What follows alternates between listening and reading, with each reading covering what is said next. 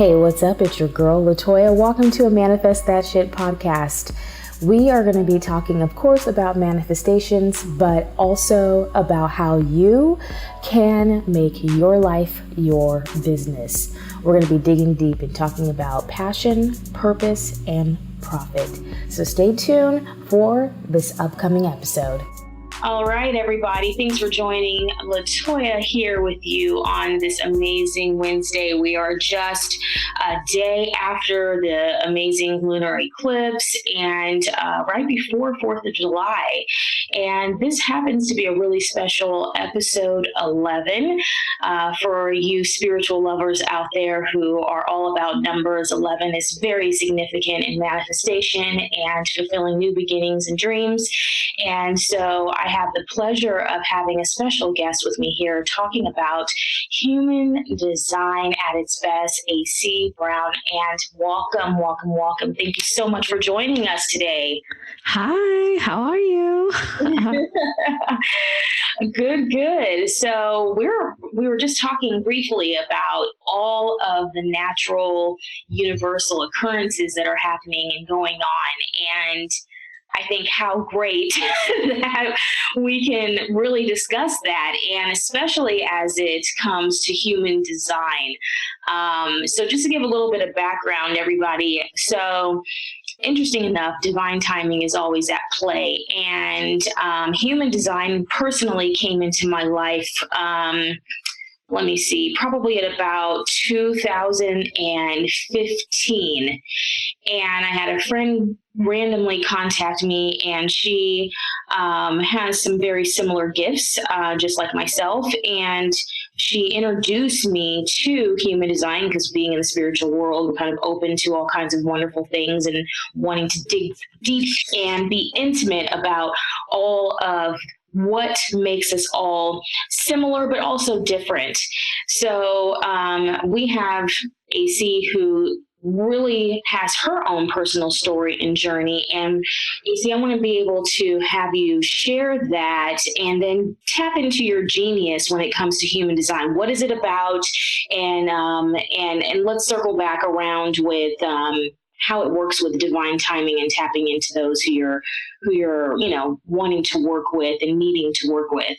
Awesome. Well, I have been studying and practicing and reading charts and using human design in my life coaching practice and my business strategy practice for a long time. I stumbled upon it about a little over 8 years ago I was an aspiring photographer. I had just started a photography business and I wanted to get into commercial work. So when I learn anything, I go to the ins of the outs. I don't, necessarily, how can I put this, say, oh, I'm just going to learn and then that's it. I go to the depths. So I got an internship with a photographer who was very popular in the area, and they did commercial work. So even I was just like, I don't mind working for free when it comes to learning something or learning how to do something. So the resident makeup artist there happened to be a yogi, and she was just all like, she had just completed this 30 days of yoga. Like she was doing yoga every day. She had just got out of abusive relationship, all of this stuff. And so we used to always talk about different spiritual modalities and everything. And she said, oh my gosh, you have to find out what your human design is. I'm a manifesting generator. There's 35% of us. And she was just like, and this means that I get to do this and that and blah, blah, blah. And I was just like, oh, okay. And then and she was telling me the aura types, and I was just like, okay, it sounds like I'm a manifester. Like, I was just like, that sounds like me. I'm a manifestor or a manifesting generated because I go after what I want. Right. And that's me and all of that stuff. And so I went and I took the test. I filled out the information, and she put me in contact with someone, and I found out I was a projector, and I was just like, no, this doesn't make any sense. I was like, I'm a manifestor. Like, I manifest shit. Right. Like, you know what I mean? Like, what do you mean? Mm-hmm. And so I was super disappointed. And then I remember having a reading from a lady, and, she gave me information. It made sense, but then it didn't. And so I started doing my own research, and I started really digging deep. Okay, working on a lot of the inner child stuff, working on a lot of healing stuff, because if everything was correct that I was reading, this is where I was supposed to be in life, or this is how I'm supposed to, work my strategy per se. And so at the time, I had just also finished my life coaching certification, and a friend and I, we decided, okay, we're going to open up this life coaching practice, and we're going to use human design and all of this stuff. So we went and we purchased a lot of courses and training programs and all of that stuff. And we started studying, and she was just like, I don't want to do this anymore. And I was just like, what? And she's a manifesting generator. She's like, I don't want to do this anymore. And I was just like, okay. And so we had spent all of this money on all of these courses, on all of these things, and she didn't want to do it. So I was just like, fine. And so I just thought that was like a sign to just put it to the back burner, which I did. And I put it to the back burner. But in the meantime, I was still utilizing in my life and helping other people, just, friends at work, etc. And I started really, really studying it and really learning about it. And, I started researching other people who I admire, their charts, and all, what made them different, and, oh, what's this gate and what does that mean, and all of this stuff. And throughout that, I really noticed a lot of missing pieces in the system. And I was just like, nobody's talking about this. So fast forward, and, maybe 2.5 years ago, I was just like, you know what? Maybe I'm just going to go ahead and start talking about human design more in my practice when I work with clients. And so I did, but it was something that I had already been really heavily immersed in behind the scenes privately. And what I noticed is still, even though between that, 2 years of me studying and that, sort of 4 or 5 years of me just on the behind the scenes, there was still nobody really putting the pieces to the puzzle together like I was behind the scenes. And, I have other spiritual gifts. I'm psychic, all of that stuff. I'm a channel, all of that. So that also brought a different level to it for me. Right. So the way I see human design is very differently. And so that's how I came into it. And that's why I want to expose it and bring it to the attention of people, millennial women, and of course, absolutely women of color, mostly, just because, it's a tool that can help us. And so let's talk about that. So, I have so many amazing women who've come on this podcast, and a lot of women of color. And one thing that I know we kind of touched on before is, you mentioned the inner child work and the healing work that has to happen. I believe that although we learn, we are avid learners and avid truth seekers who are all on a journey. And although we, one person might do Reiki amazing, but they're going to be very different than your next door neighbor, right? And so, and it's interesting to me when it comes to, and I was just actually talking about this collaborative efforts that's made, that we have so much healing work. And I think that these tools our ancestors are bringing up for us, so that way we can strongly band together with our own kind of, as I say, Care Bear stare, coming full-hearted, but how we love, how we are passionate, and how we drive. The energy can be the same or different, but the efforts or the intentions are very much there. How have you seen the healing work with human design and how you do human design? What have you seen as the difference? Because I know you've been around, other leaders within human design, and you've seen so much of the work that's being done, but what is it that really made you go, wow, what I do is powerful? I would say especially for women of color, a lot of us, there's been sort of like an underground kind of movement happening with women of color, throughout the years and decades, thinking back, there was always like one person in the neighborhood who is like, oh, secret, like whisper, like, pss, pss, like she's psychic, or, she's clairvoyant, or she reads, it's been very secretive. And, even in the church community, it's been very, the religious community, it's very like, she has the gift, but, we can't talk about it.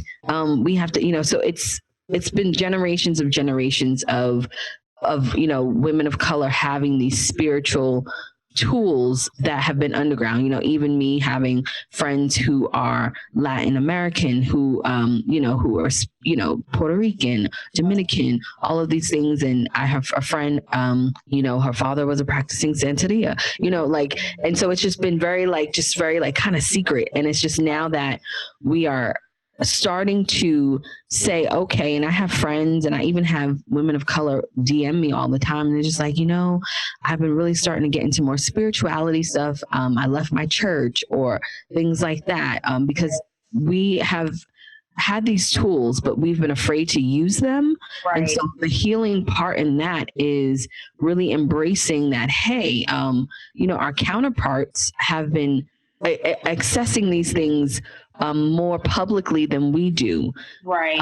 So it's, it's like they've been doing it for a longer period of time. Mm-hmm. So we are starting to break that barrier and starting to be a little bit more acceptable, especially within the community, right, to say, okay, it's okay for me to, want to practice root work, or to go to have an astrologer who I go to frequently, or to have, a psychic who I see regularly when I want to get answers for something like that. This is okay. I'm not going to hell or anything. You know what I mean? Like, I'm not doing that, because it's all about self-empowerment. So the healing part for me with human design is when people find me, or people come to me and they get their charts read, and especially when it's like a one-on-one call and we have a chance to talk, and, it's almost like a aha moment for them, that they're just like, wow, like this makes total sense. This is who I am. And how do I utilize these tools?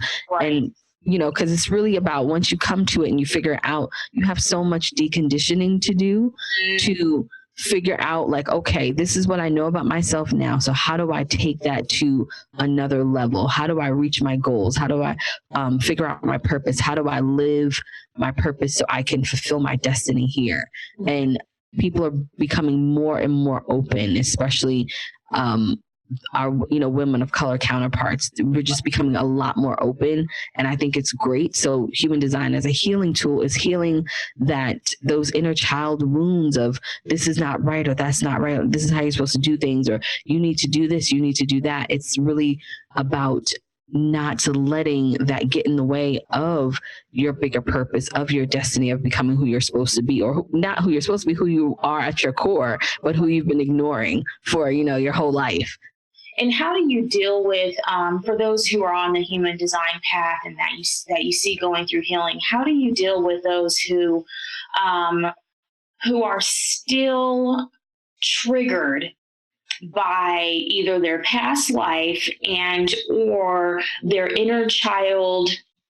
I call it kind of like, we all have bullies at some point in our life, right? And I think that when certain things become triggered in people, right away, it's like flight or flight, right? And so rather than being triggered, how do you see the human design working with coming out of our shell and coming out of our box, right? And not projecting our fears and our insecurities or our past life wounds out on others? How does human design work in that element?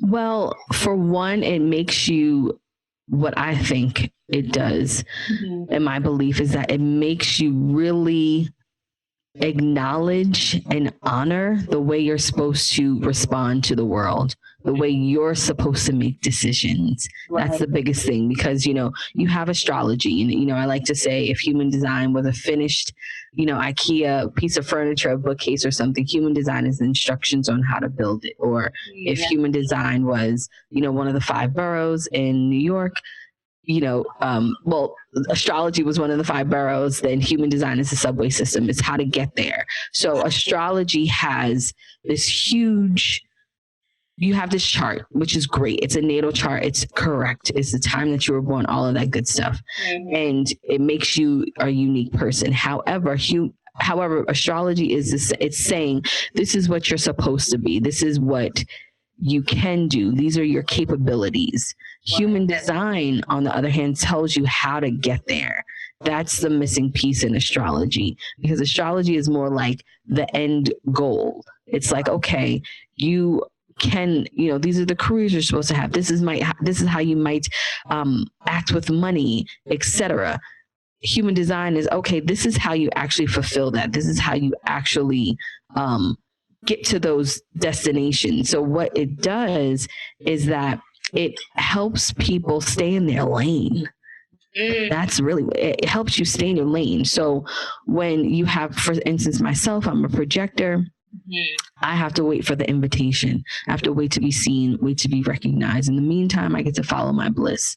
So when it comes to, because we all have that whole, when is it my time? When is it my turn? All of that stuff. And for me, I know that when it's my time, when it's my turn, I will get an invitation, hands down. And then at that point, I can decide whether or not the invitation is going to be good for me, whether or not that invitation is going to light me up. And so the same with generators. There's we can get into that next of the aura types. Right. Generators are your Oprahs, people, Oprah's a generator, Beyonce's a generator, Kim Kardashian is a pure generator. I'm just using them as an example. Right. But generators are here to master something over time. They're here to master their careers, master their talents. Right. So when I talk to generators, they always struggle. And I'm just like, well, you have to first master something. And like, why do I have to pick one thing? I'm like, that's not what I said. I just said that you have to master something and then you can move on. If you look at, that's why I use those people as examples, because Beyonce mastered something first. Oprah mastered something first, and then they can branch out. So that's what human design does. When the frustrated part, it gets you to stay in your lane. It makes you stay in your lane. Like, I see it time and time again. People who don't want to stay in their lane when it comes to their aura strategy, and then they're frustrated and they're angry and they're bitter and they're upset. And it's just like, well, follow your strategy. It's really that simple. And they're like, no, it can't be. I'm like, yeah, it is. That's so funny because, a friend of mine, we've been playing with a lot of numerology. And as you mentioned, like, the time that you were born, that you came in, that the stars that were absolutely aligned at that exact moment, your month, the day, all of those, it's so important and critical to where you are in your life and how you're led and you're guided. And sometimes, life can absolutely bring us challenges and adversities, and, we're like, why me? But then as we grow and as we develop and use these tools, we realize it's more like, okay, well, how can I change my perspective or have a better outlook on life? And how can I use this opportunity as a learning lesson or growing tool? And I know for me, like, being a manifesting generator, it's like, okay, I got the manifesting part down. And then when you mentioned, I remember my business coach being like, well, you got to master, one thing. And being a business coach, it's like, but I can help people with all areas, but it's like, no, they may only be good on YouTube versus Instagram, right? That just might be their knack, but it doesn't take any credit away from them. It's just who they are and what they do best, right? So it's like, you absolutely have to find your grounding, find your grounding, find your tribe. And I think that all has to tie into the human design and who we are, where do you find, like, people who are like generators or like manifesting generators? Where do you think that sometimes the hang up is? The hang up usually with generators, hands down, is they don't want to master something, or they don't really understand what that means. So for a generator, generators and manifesting generators are the most the biggest population in the world of the aura type. There's 70% of generators, the generator family, manifesting generators and pure generators. So it's split down the middle. So there's 35% of each of you. And so what happens is that for manifesting generators, you're here to master. You're here to find shortcuts to mastery. However, because you are able to multitask, manifesting generators, they hear that manifesting part and they're just like, well, here I am, let me do, and initiate stuff. And it's just like, whoa, hold on. This is why you look crazy. This is why you look all over the place. It's because you still have to master something. You're just here to find a shortcut to it versus a generator. So I'll use this as an example of being a physician.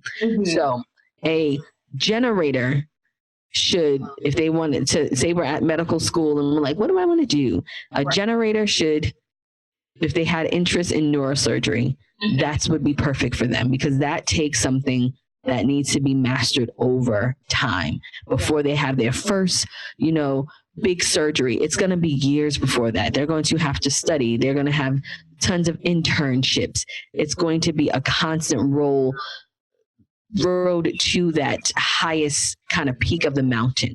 Right. Now, a manifesting generator who wants to be a doctor, they'll go to medical school and then they'll say, I think I want to specialize in dermatology. Now you see, yes, you're both going to medical school. Absolutely. But after that initial 4 years, the dermatologist is going to have a shorter time getting to their mastery, but they still mastered something. Do you see what I'm saying? Now the neurosurgeon is going to have a long period of mastery. It's going to be years and years and years. I'm not saying that the manifesting generator won't have that, but it's a quicker path to get what they want. So you see what I'm saying? It's so on point. And I laugh because that's a perfect example of what happened to me on my path. Instead of going to nursing, and this is probably my only, I don't live with regret, but my only life regret was not going straight to nursing school. So what I wanted to do was I wanted a shorter path in going into the healthcare field. So what I did was I went into respiratory therapy. It was 18 months. It was, basically started out with 35 students and only 5 of us made it on time. And so either everybody else dropped out or was like, a segment behind. And only out of 5 of us, maybe 2 or 3 passed our exam, right? So what was interesting to me was like, okay, I went on this freaking path. In my gut, 2 weeks into the program, I knew I should have gotten out of it because I was doing myself a disservice by kind of taking a shortcut, right? Because it was something to do. And I thought, it'd be the same as nursing. Well, it wasn't, because nurses don't want to be respiratory therapists. And really at the end of the day, respiratory therapists don't want to be nurses. So, right. Exactly. But you respect each other's path and journey. And I think that's where we tend to go left or right, especially as women of color and as healers, that, somebody may want to be a neurosurgeon and that's their path and they are the master of it. But where we get lost is respecting the fact that, I may be a dermatologist and I might take the shorter route, but I'm still going to respect you and your craft and what you do as the neurosurgeon, because you are the master. Hands down, I'm coming to you for any guidance, any work, and any of your expertise. And I feel that kind of what you mentioned before, you started on a journey and on a path with the partner and having that collaborative process. And then they were just kind of like, I think I'll go left while you go right. And it takes us off our journey just a tiny bit because we think that we may be on the same path in place. But what I've learned this morning is we have to work with conscious people who are absolutely on the same level. And I think that, to me, correct me if I'm wrong, is where understanding the human design of one another is crucial. Absolutely. It is crucial. Like I said, we have conversations all the time. Oh, what's your sign? Oh, I'm a Pisces. Right. And it's just like, that's great that you're that person. And there's also other stuff to your natal chart, and, whether your Venus is this, your moon and all of that, your rising sign, that's great. Right. However, human design takes it up a notch and it says, okay, you're a Leo and you're a generator. So now I really know something. Now I know how you operate in the world, how you're supposed to move and shake in the world, how you're supposed to get things done. Or, I meet you like, okay, I met Latoya. She's this sign, and she's a manifesting generator. So it's like human design takes that spiritual, sort of metaphysics kind of thing up a notch, because it gives people the access to how we're going to work together.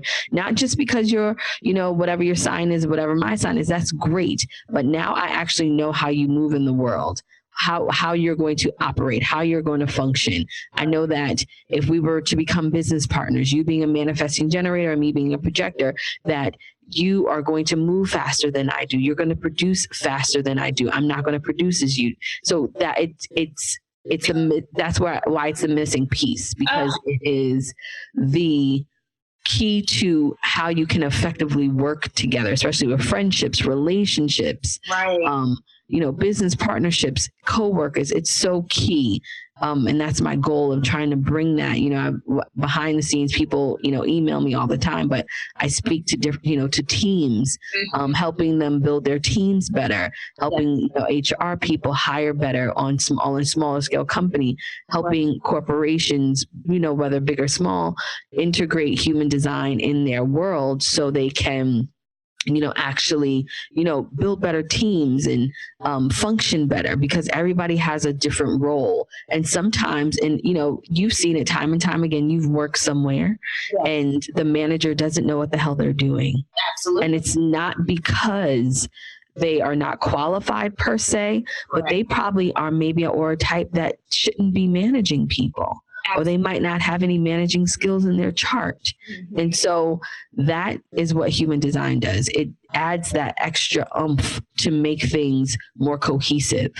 This is why I love this podcast, and this is why I love having amazing guests like yourself on, because there is a big world out there, and I was blessed to have Tiara be able to introduce us, and because we, especially as women of color, the feminine divine that is rising right now, we have to be able to lock and hold hands, and to also hold space to understand one another and what we all bring to the table. And something that I was talking to Tara Nicole was that we all have a book of genius. And if we allow ourselves to come to this place of understanding and having, I kept saying most recently in my intentions, I want to create deeper and more intimate relationships. It's like what you bring to the table, Aycee, is pure, what I call spiritual DNA, that double helix, unlocked and untapped. It's pure science. It's factual. And it's critical, especially coming from the corporate world, and especially going through the pains and the turmoil and the tribulations of being a millennial Black woman in really a white world, and trying to make it past the executive leadership and make it into, that pearly white station. I think that as women professionally, whether we're entrepreneurs, business owners, that having that human design is truly critical. I keep saying that word because once we can begin to understand one another, and we can know exactly what you said, how to maneuver, how to work, go beyond just the astrology. And the astrology is amazing and it's great, but we have to work to get to deeper levels of truth and of self. And to just sit there and to be in awe of one another. I think we deserve to give that in awe moment, because we all have just special gifts. Absolutely. Absolutely. And and that's why I'm doing the work that I'm doing. And that's my goal, is to be that spiritual outlet for people, not just in human design, but with everything, with metaphysics, with especially that, that's really important, healing that inner child. We deal with so much as women of color to where we aren't seen, and we have so many skills and talents and things, and we're programmed to believe that there is a limit in the sky for us, and there is not. And even now there's more people doing their thing and all of that stuff, but on a spirituality realm, we need to start embracing these tools. We need to start really saying, okay, before I make this decision, let me call my astrologer. Before I do this, let me, call my healer. Let me do that, because I've seen even in the workplace and, corporate world, where people who are really successful, they had those people on speed dial. One of my mentors, who I learned, because, with my gift of clairvoyance and clairaudience, I've been doing a lot of that behind the scenes for years, since I was probably around 15, 16. And one of my mentors, she is all her clients are Wall Street executives. Mm-hmm. They, you know what I mean? They call her, she has a hotline for them. They call her, and, she is, a Caucasian woman, but they call her and they pay her thousands of dollars just to have access to her when they're making big decisions. Right. And so it's something that we're missing. I believe it was, I'm not sure who it was, one of the bigger, big millionaires back in the day. And they always say, millionaires don't, believe in psychics and astrologers, billionaires do, or something like that. And so it was, I forgot, you can find the quote online if people and remember it, but it's really key for us to start accessing these tools, because we have other people who, our counterparts have been accessing these tools for years. Right. Years. And they're working. Any old school kind of person that I have learned from, who, been in the game for years, right? They have, most of their clients are, number one, they're, either white men, or, and they're highly successful in something that they do. Yes. And it's just like, okay, well, if this is the key for you to have a psychic on speed dial, for you to have an astrologer on speed dial, for you to have, then why aren't we accessing those tools? And so that's what I want to bring in to help people. That's why, I consider myself a spiritual doula, is helping people birth their own spiritual practices, helping people birth that new way of incorporating these spiritual tools into their life. And, human design is just more of a baseline for me, because there's so many other facets that I'll be talking about with people, but that's really the core of it.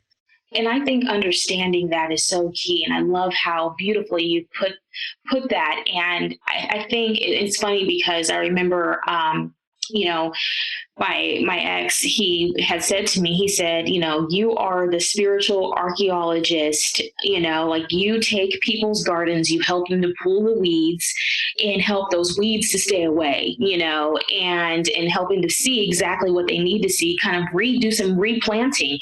And so that's so funny that, you described exactly being the spiritual doula and helping to, people to give birth, to their ideas, and using the ancestral tools that people still use to this day. I know people who literally have traveled to Africa many of times to go sit down, South America even, as we know, and to sit down to detox and to get clear, to hear from their spirit guides. And, they pay thousands and thousands of dollars because they know where it lies, in that melanin. and I say that because, people don't realize, even if you're white, you can have melanin. My Reiki master teacher, she sat there and showed me her DNA, and pure point blank, right in the heart of Africa, there was her drop of DNA right there. And so it's very interesting that she was tapping into going to Atlanta and going to a spiritual university right in the heart of, where it all began. And it was amazing when I went to Sedona for my Reiki teaching. Boom, there were, Black women, older women, which was interesting, who were gathering in sisterhood, who were maturely sitting around the table and showing there's more than enough. We all have gifts. We can all sit here in peace and we can rock out and do this together. Yeah, absolutely. And that's where I see it going. And that's why I'm just like, okay, it's time to come out of the spiritual closet and show the world, all my gifts, because I want to be a part of the movement as it grows and gets bigger, because we deserve to have, women of color, we deserve to have faces that look like us. And there's nothing wrong with our counterparts or anything like that.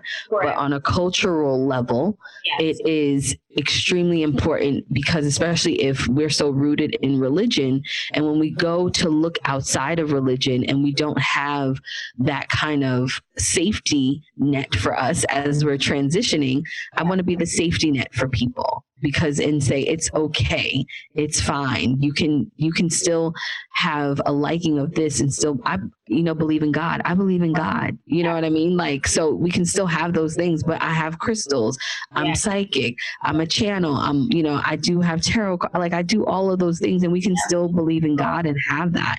And so, spirituality is becoming more and more about personal power, personal self-awareness, and about utilizing your own personal awareness to bring forth the things that you want in your life, and not just, sitting back and saying, oh, it might happen. It's like, no, let's start with my mind. Let's start with me doing some rituals.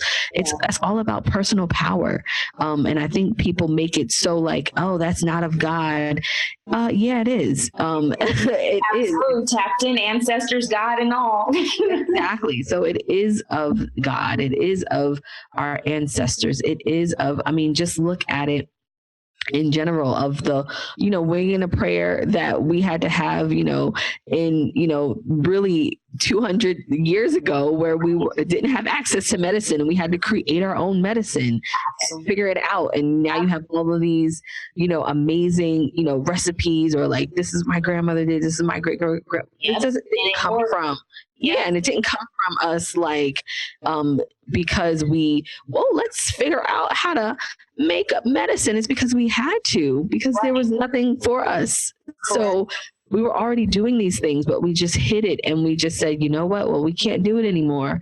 And so now it's just more of a generation being more acceptable and saying, well, no, I'm going to follow this person because they're a Baruja and they are, pulling tarot cards every day. I want to see what's happening with the energies and all of that stuff.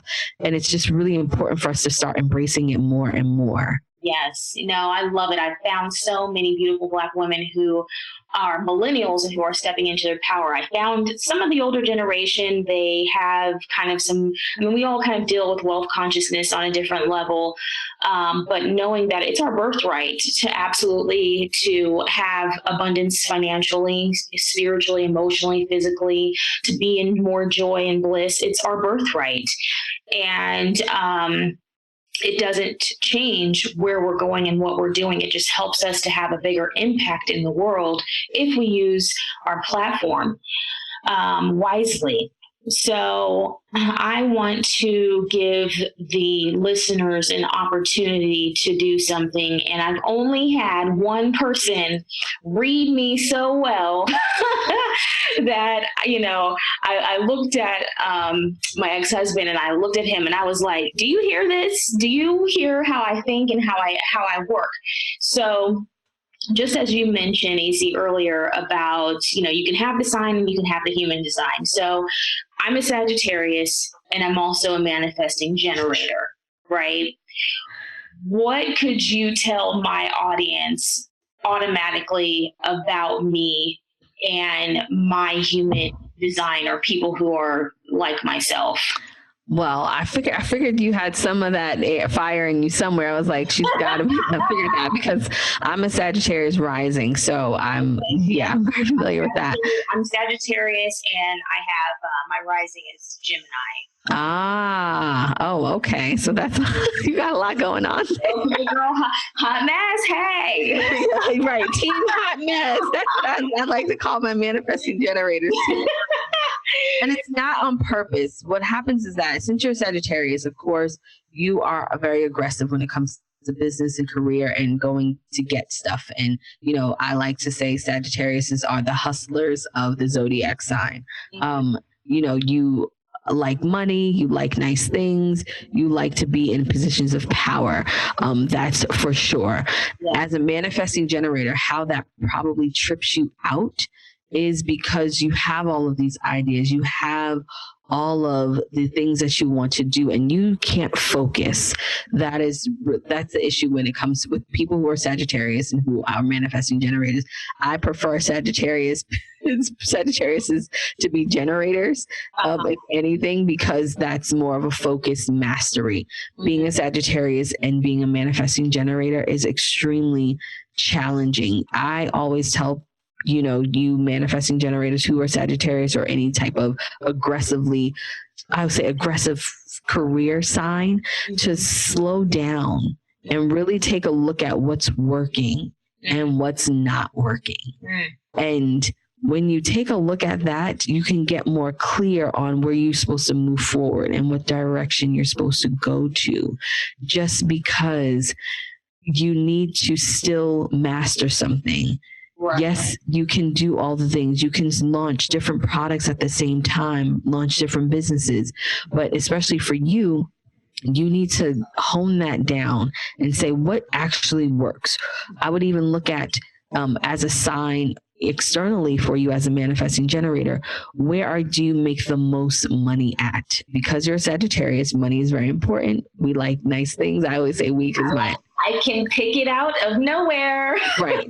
We like nice things. Right. I say, even though my rising is Sagittarius, but we like nice things. And so where are you making the most money at in your business, in your career? What makes you the most money through your gifts and your talents that you can do easily and effortlessly? And that's where you need to move to. Everything else needs to fall to the wayside until you get to a point in that particular part where you can say, okay, this is where it needs to be. I can add another component to it. But until then, just focus on that one thing. Focus on scaling it. Focus on making more money with it, whatever you need to do. And then you can say, okay, I can add something else. I can do something else. But make that one thing the top goal. So this is really great, and this is very insightful. And I think that, first of all, you're on point for sure. And being that I am a serial creative person and a serial entrepreneur, absolutely, I can tap into a lot of great things. As soon as an idea comes, I'm on it. Okay. And so, but it absolutely is about being the master. I had just said to my business partner the other day, I said, you know what? I had to learn that when the student, basically needs to appear, like, cool, like if I don't need to be in master mode, then I can be a student.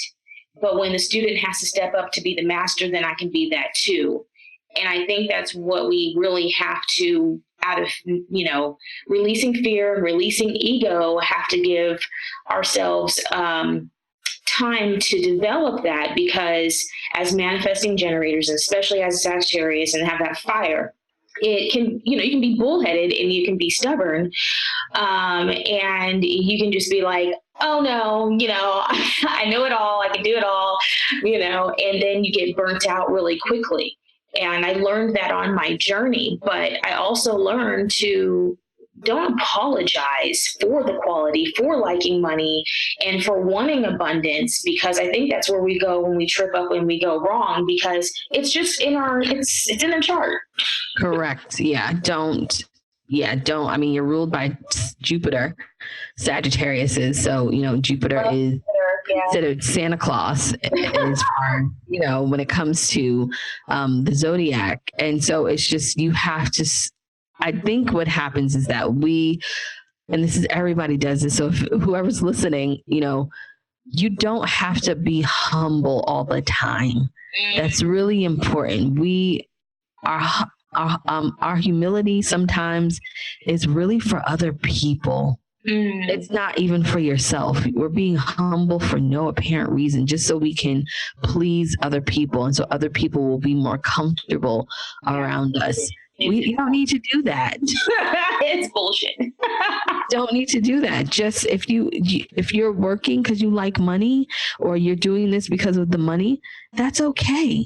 You know what I mean? Don't, if somebody's doing something, I want to help the people and I want to be of service. That's great. That's what they're trying to do. Right. But we have to start really getting comfortable with just being who we are. And if you're bougie, you're bougie. If a little bougie and ghetto, then just be that. If you're, preppy, you know what I mean? Just do that. If you're, super traditional and this is what you believe in, that's fine. If there's, some people just want to be stay-at-home wives. Embrace that. You don't have to do anything else. Like, if that is your goal, then let that be your goal. Yeah, there's too much guilt and shame that comes with, and judgment that comes with so many territories. And we put up these things because we admire one another. And there's nothing wrong with admiring your next door neighbor, your business partner, your lover, friend. And, but it doesn't mean that, I got to go do that, the next shiny object, right? And so I think that just acknowledging one another and going, girl, go girl, like that's just straight power. Like, she kills that, giving that much credit and love is, to me, that work hard, stay humble. Like, yeah, be centered in that, but also be on fire for it, I feel too, because sometimes we work so hard, we don't give ourselves credit. No, not at all. And, men don't ask about how to balance stuff. Only women do.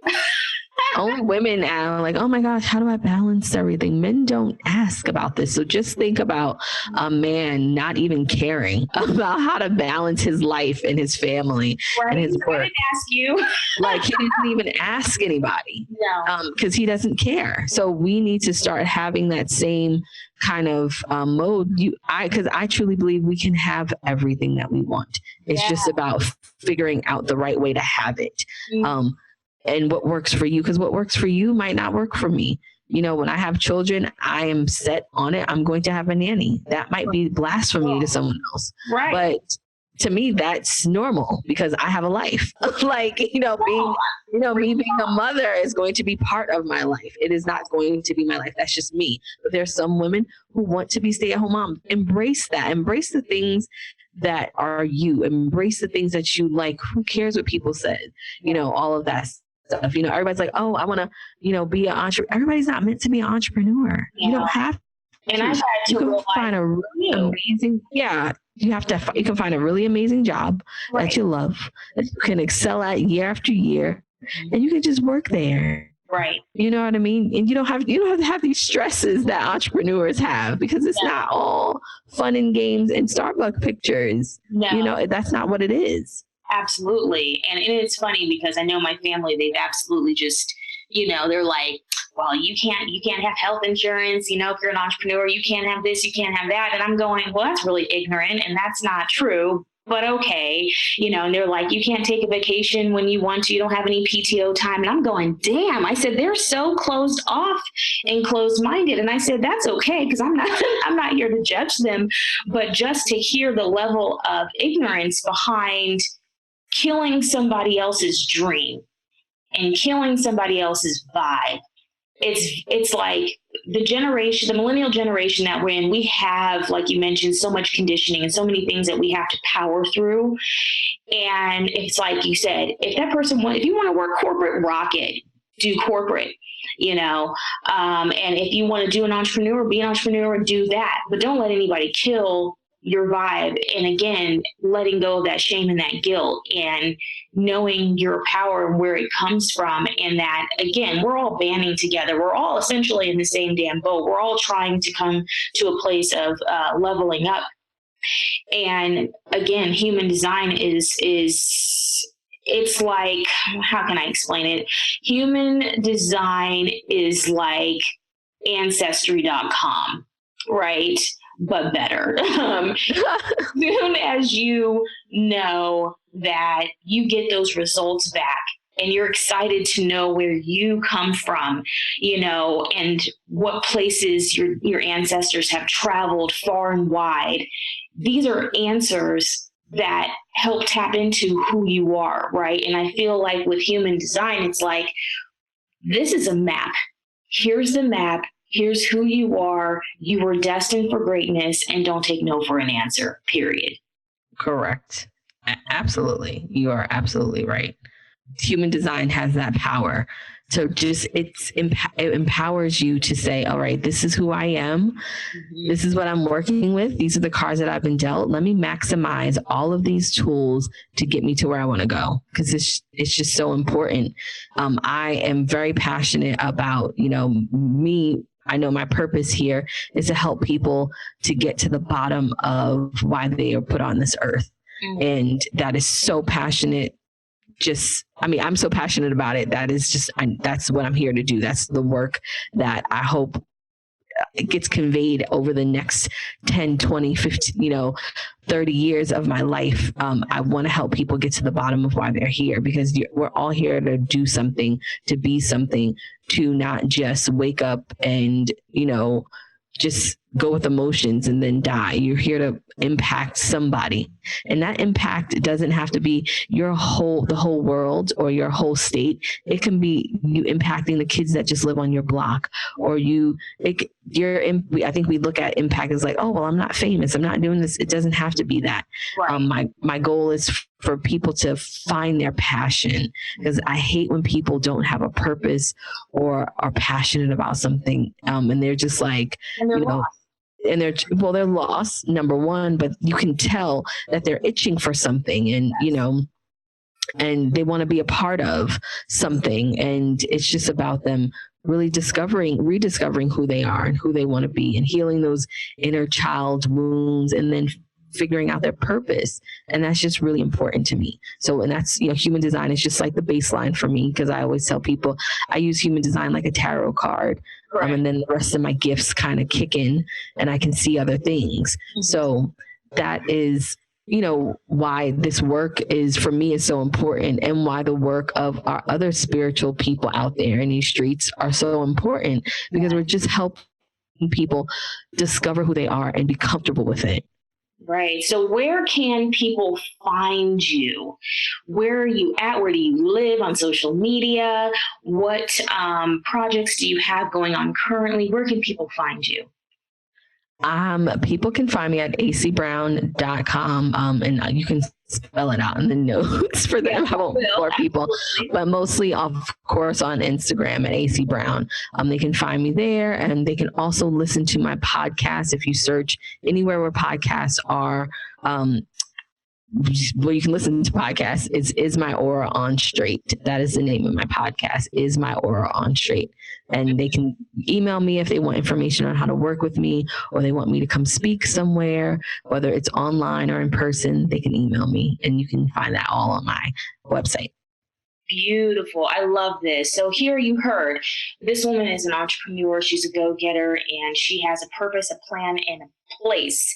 And she absolutely has a podcast. This is what we do. We connect, we create a synergy, we create the energy, and we make it so. And so be sure to subscribe, people, review, and listen to Is My Aura on Straight. And definitely check us out here on the Manifest That Shit show.